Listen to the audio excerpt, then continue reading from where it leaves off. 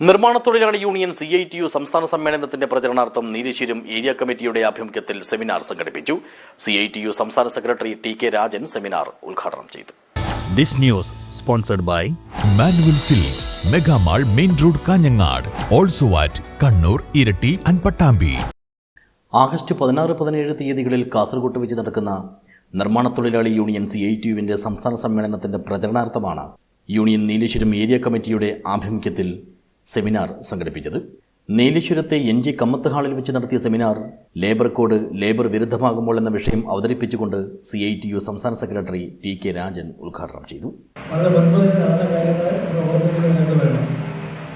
അങ്ങനെയുള്ള സ്ഥലങ്ങളിൽ തൊഴിലാളികൾ സംഘടിപ്പിക്കുമ്പോൾ ശരിയല്ല, ഞങ്ങൾ മനുഷ്യരാണ്, ഞങ്ങളിങ്ങനെ കൊല്ലാൻ വേണ്ടി പാടില്ല, ഞങ്ങളിത് ദ്രോഹിക്കാൻ വേണ്ടി പാടില്ല എന്നെല്ലാം അവിടെ മറുപടി നോക്കി സംഘടിച്ച് അവർ സമരത്തിൽ വന്നു, സംഘടിക്കാൻ തുടങ്ങി.